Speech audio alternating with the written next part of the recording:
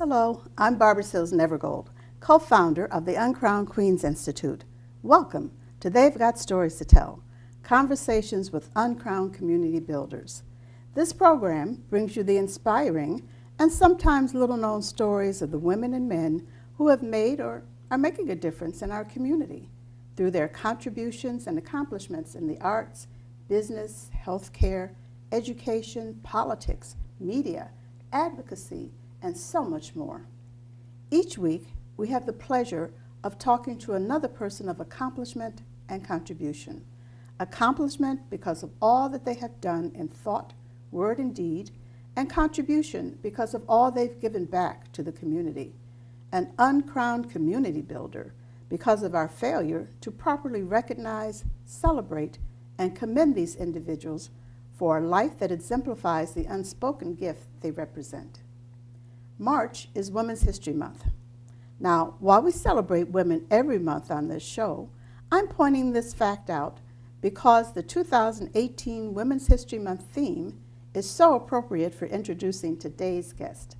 The theme is, Nevertheless, She Persisted, honoring women who fight all forms of discrimination against women.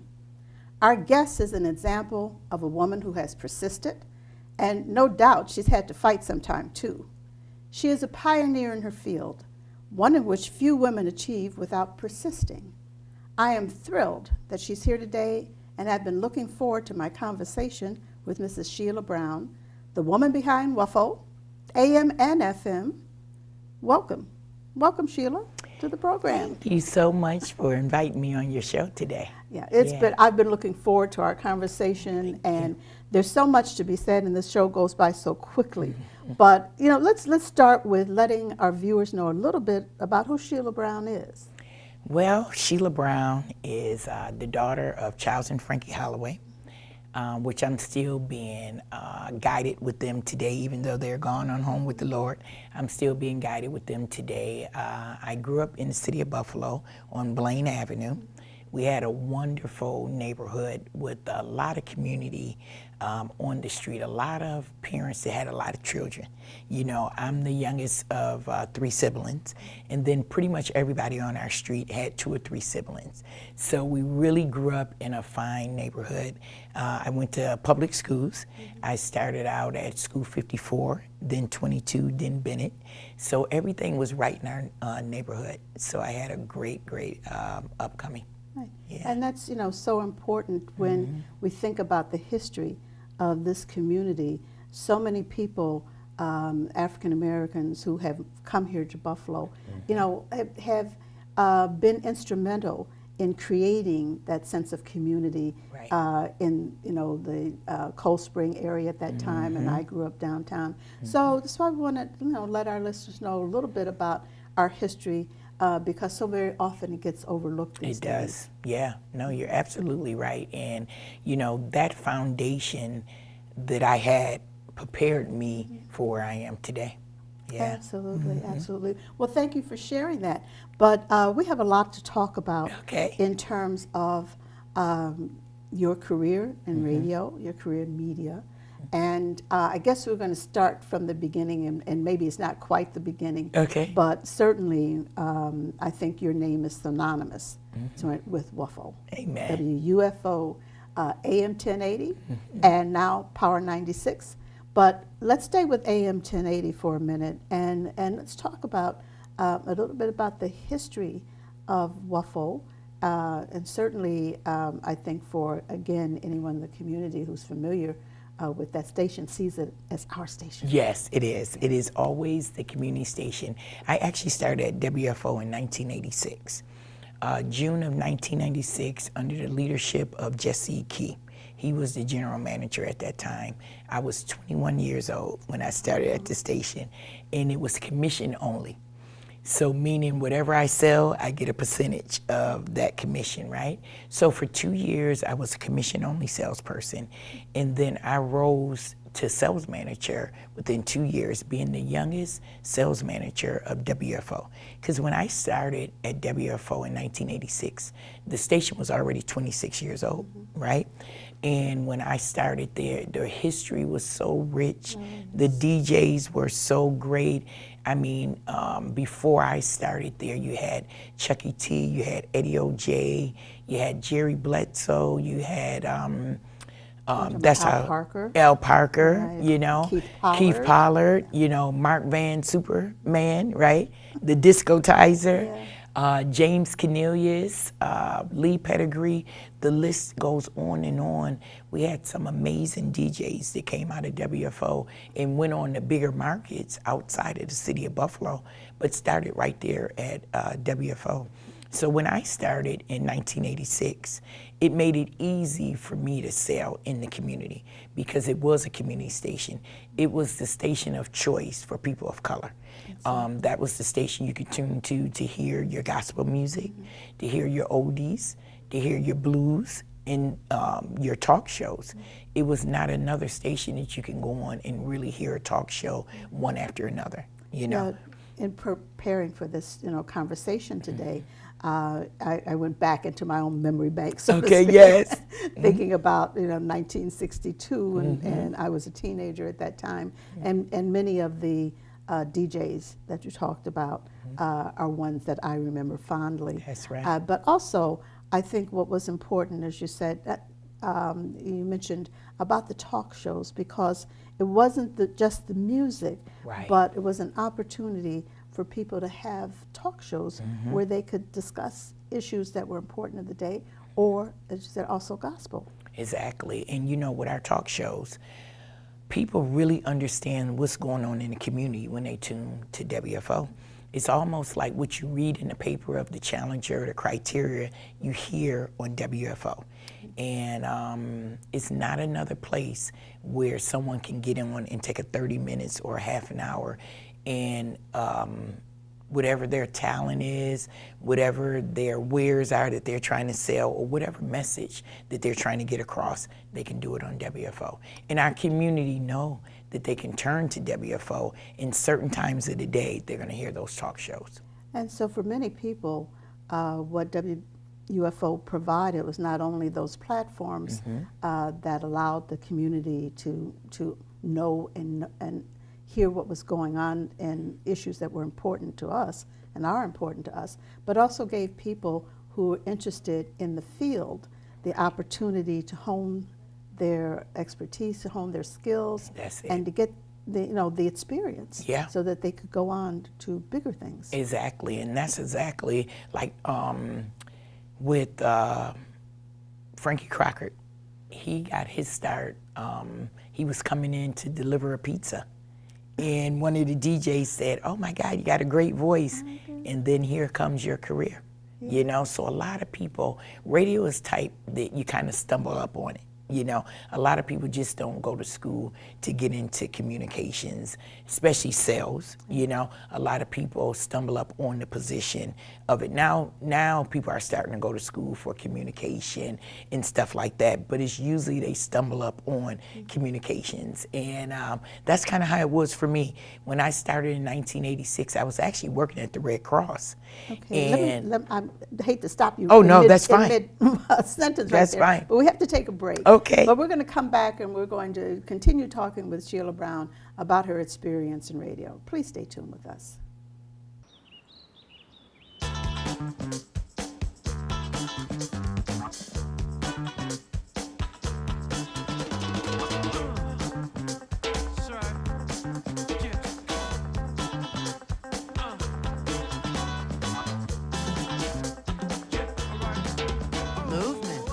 Along with weight loss, it's one of the many ways to fight osteoarthritis pain. For more information on managing pain, go to fightarthritispain. Hello, I'm Barbara Seals Nevergold, and this is They've Got Stories to Tell. So if you're just joining us, we're having some real stories told about the early days of WFO radio with a lady whose name is synonymous with that station, Mrs. Shelia Brown. And Shelia, again, we were having, doing some reminiscing, kind of walking down memory lane, talking about some of the early DJs and the importance of the radio station, in this community. But let's go back a little bit to your own history, because you started in sales, and you said in 21. Yeah, I was 21 years old. I actually was working at the American Red Cross, and I was in the blood bank area, and WFO was doing a live remote. This is when the Red Cross was in Central Park Plaza. And Jesse Key was the general manager at that time. He was like, you know, I have a position open in sales. You should really think about it. At that time, I'm at the Red Cross. I was 21. We had 401k. We had medical. And I was making like $28,000, $30,000. I thought I had really made it. That was a lot of money, right? At 21. So then to leave to do commission only, I was like, oh, I don't know. But then I took him up on it. So you never know what your destiny is going to take you to. Because what if I didn't take him up on that at 21 years old? Yeah. And what was it about the sales or about the media? I think it was. I think it was when they were doing that live remote, and it was just exciting to see that, you know. And I was like, wow, I think I could do that. And I took him up on his offer, and that was June of 1986, and been going ever since. Ever since. Well, let's forward a little bit beyond the first 2 years, not to where we are now, but getting more involved in the station. Eventually, you became the general manager. Did you encounter barriers or as a woman? Yeah. So I stayed at WFO from 1986 to 1998, 14 years. And in 1998, Sheridan Broadcasting was always the owner of WFO, but their offices were in Pittsburgh. So they sent in these guys from Pittsburgh, and they had kind of like a different way of running the station. And WFO has always been that community station. We pretty much know all of our audience. We pretty much know all of our clients. We know their pattern, how they pay, kind of how they do, right? They came in here and they kind of strong-armed. And I was like, one day I came in, it was in October of 1998. I said, you know what? I think my time is up here, right? And I left. But when I left, I turned to the station. We're on LaSalle because we're on 89 LaSalle for 46 years. Right. And I left, but I turned to the station and I said, don't worry, baby, I'm gonna come back and buy you, right? So for 8 years, I planned, I did my business plan. I figured out how to move a station, how to buy a station, because it's not as easy as what people think. You know, figuring out the funding, getting investors, and talking to the FCC, dealing with my engineer, my FCC attorney. So for 8 years, I was gone. I worked at WBLK, I worked at AM 1400, the whole intercom. Then I worked at Channel 4. Then in 06, I started my own ad agency. So with the ad agency, I had one client that was bringing in a national recording artist, which was Donnie McClurkin and CeCe Winan. So they were total gospel. So for 8 years, I never turned on WFO. I never drove down the street of LaSalle, and I built a house right behind there. And my number happened to be 89, the same number as the radio station, right? So I went inside the station, and Carol Salter Glover was the general manager at that time. She knew of me, I knew of her, but we didn't know each other. And she said, oh my God, the phone rings so often with people looking for you to get advertising on the air. Would you ever think to come back here and be my sales manager? And in the back of my head, I'm like, I'm trying to buy the place. I'm not coming back here to work, right? So, but I was obedient, and one thing led to another. And I said, well, I do have my own ad agency now, which is Vision Multimedia Group. So she talked with Ron Davenport and them. And they said, look, bring your advertising agency with you, because I had a multitude of clients, and they needed them.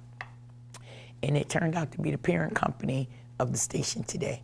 Well, and you know, I'm listening to your story. I'm sorry to interrupt you, but I just have to say that your planning and the fact that you had a plan in mind and you worked toward that for 8 years. But I also know that as an entrepreneur, you already had some businesses going, because you had several clothing stores for children. Yeah, I had Sheila's Kitty Corner.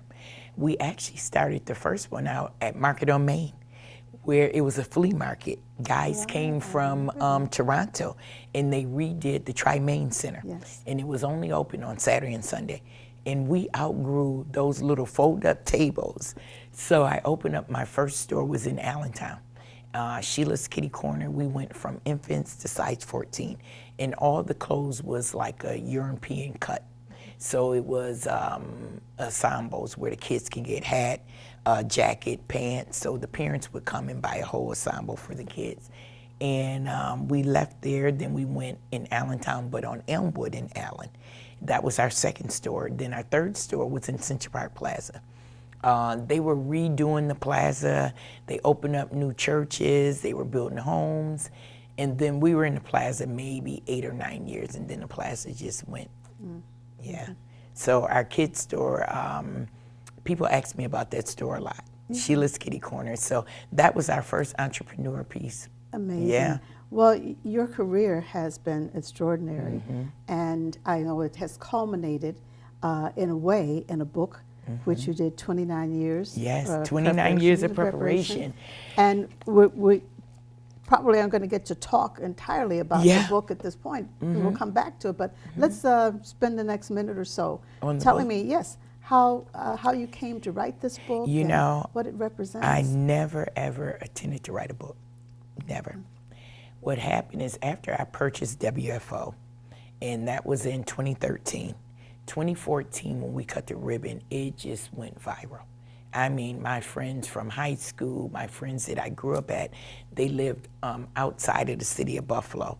And at that time, I wasn't even on social media, meaning Facebook, Twitter, Instagram, right? I am now, I love it now, right? And people were calling me up, how did it happen? You brought the radio station, because I never really put it out there. I just did the work, you know, and I kind of kept it close to my heart. And when I cut the ribbon, then that's when people kind of knew, like, oh my God, Sheila brought WFO, along with True Bethel, along with M&T Bank and all our other investors. But it was an 8-year process. It was an 8-year process in mind. I think that's certainly important for young people to realize that. It was a process. Set a goal and work toward towards your goal. And anything that's going to happen in between, you got to stay focused on what it is, because you're going to have some stuff that come up that can kick you off your path. But if you stay focused, it will come to fruition. So I said, you know, God set me down that January, and clearly in my ear, I heard him say, write a book and show him exactly how it started. So I started from 1986, me pulling up in my Ford Temple with Sheila 21 on a license plate, all the way to the day I cut the ribbon in 2014, and every little thing that happened in between, and then keeping God out front. So every chapter I dedicated to someone, and it was very instrumental to me in my career. And you talked about Mac Lucci. He's the second chapter in my book that I dedicate to him, because he was my third client that I got on the air in 1986. And so each chapter, I dedicate a piece of my book to someone. Wonderful. Again, we see why Sheila exemplifies somebody who persisted. We'll be right back, and we'll talk to her a little bit more about where we're going or where she's going with WUFO. Save a place for me, save a space for me, in your heart, in your heart. Every year, the United Negro College Fund helps thousands of students go to college. But for everyone we help, there's one we can't.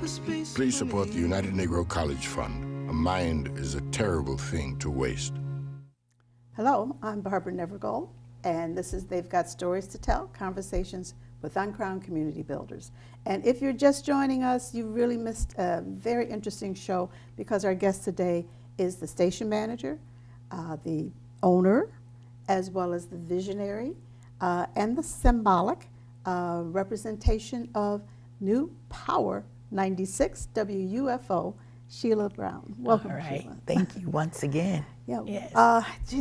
We've gone back to talk a bit about the history of WFO 1080 AM, but now we're in a new chapter. Yes. We've started a new era, and it's exciting, and a new location. So tell us about Power 96. So Power 96.5 turned on last year, August the 2nd. We knew that when we moved from 89 LaSalle, which WFO was there for 46 years, and when we moved downtown Buffalo, right in the middle of the historical corridor, that we had to get an FM band, right? It's not as easy as what people think it is. We had been a sun-up, sundown station for 54 of those years, right? And WFO was known as Rundown at Sundown. When the sun came up, they came up. When the sun went down, they went down. So our engineer was looking into getting us an FM translator. But I ended up getting an email one day and it says, I see you have an AM. What about having an FM translator? I said, oh my God, you know. So I opened it up and I talked with the guy. He was in Arizona. I said, well, you do know we're in Buffalo. He said, well, your translator can be 250 feet away, 250 miles away, I'm sorry, from where you broadcast from. And So, tell us what a translator is. I'm sorry. a translator is the airways that you hear the music come through. Okay. So that's your terrestrial dial. So 1080 is a terrestrial dial, 96.5 is a terrestrial dial, and you need your translator to push it out into the airwaves. Okay. So I was able to talk to him, our engineer, and he actually had it in Cattaraugus County. So my engineer was able to talk to them, and we were able to get the FM to really make us part of the major lead in the city of Buffalo, so that we would be a 24-hour station. So we were able to simulcast what we do on AM to FM. And that happened last year, August of 2017. So that put us on Power 96.5. But your format is pretty much the same in terms of being a community station, Yes. so that there are talk shows that There you community go. members lead. There's gospel and there's blues. That's and it, oldies. Anything that was a hit from the 60s to now, you'll hear on WFO. Hear a lot of Motown music. We still do our gospel music in the morning. We still do our talk shows. We have the #1 syndicated show across the country, Tom Joyner. That's in the morning from 6 a.m. to 10. Then we do Michael Bazin's show, which is another syndicated show, and that's from 3 p.m. to 7 p.m. And we call it grown folks music, you know. So wonderful talk shows that he brings in with Michael Bazin. Then on the weekends, we have the block party, which that's more of our 24 to 40 years old. So the music that they want to hear, so we can keep that new age group coming in too. We don't play any rap or anything. It's all feel-good music. Yeah. So we're still a community station.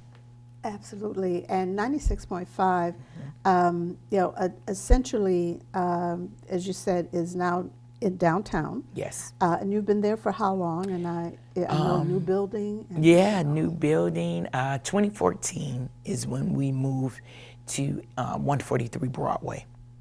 It was an old warehouse. We had to go in there and redo the whole thing, but which was kind of good because we could make it be the feel that we wanted to. We have one main studio, we have a talk studio, and we have a production studio. So that really made it nice where we have 3 studios now. And I've been there often. Had the pleasure of being, I think, in every studio. Yes, I thus think far. so, yes, yes. But what's exciting, what else is exciting, because this, of course, is very exciting, but you have future plans for a museum. When I left 89 LaSalle, I knew that part of the puzzle of my phase was to first purchase the station, then move the station, add an FM, and then add a museum. Because WFO has such rich history in the city of Buffalo and beyond. And so I was gathering a lot of the stuff, old equipment and stuff, and people were like, why are you grabbing all this junk? But I knew that I was going to turn and make a museum. You're a preservationist. Yeah. Yes. So we're going to display 56 years of WFO's history in the side of the station, which has never been done before across the country, where you have a living station and a museum next to it. So we're going to do it in a timeline from the 60s to current. So we're going to go to 60s, 70s, 80s, 90s, and present. So That's all fantastic. of the DJs that ever worked at the station, in social justice that happened at the station was able to report. So whether it was Martin Luther King, whether it was a great big story that happened that the station had to report, that was a change in the history of people of color, and we had to report it. You'll see that in the museum also. Wonderful. We'll have a gift shop in the museum. We'll have a little cafe in the museum. It's going to be a Studio A, Studio B, where people can act like they're DJ for the day, you know, because so many people have so creativity inside of them, and now they're going to be able to come into the museum and display some of that creativity. Fantastic. Now, I know we're going to be able to see this museum very soon. Yeah, March 29th is going to be our opening day. That's going to be a presentation of what the museum is going to look like. Buffalo State Students History Museum is actually helping us put the museum together. So you have to be open for 100 days, have 100 people come through your museum within those 100 days to actually open it up as a museum. So on March 29th, we're not going to have a problem, right? So March 29th, we'll be opening it up. That's going to be our brick party. Our brick party where people can purchase a brick, and it'll be part of the museum as always. So the legacy will forever live on. When we're passed away, the museum will still be there, and people's names, their bricks, what they did in the city of Buffalo, music-wise, will forever be in the museum. Yeah. Well, our time has gone by so quickly. I hope that you will agree to come back. I will. And we can talk about the museum more. It will have opened. But please, to our viewers, make sure that you go down to WUFO, to Power 96.5. Yes. And sharing the opening of the new museum on March 29th. Right now, we have to conclude. This has been They've Got Stories to Tell, Conversations with Uncrowned Community Builders, a program of the Uncrowned Queens Institute. We invite and encourage you to visit our website at www.uncrownedcommunitybuilders.com to learn more about the lives and contributions of the uncrowned queens and kings we're spotlighting in this program. You can also watch this program on YouTube at www.youtube.com/uncrownedqueens, the UCB YouTube channel at UCB Conversations. Thanks for joining us today. We look forward to your joining us for They've Got Stories to Tell next week.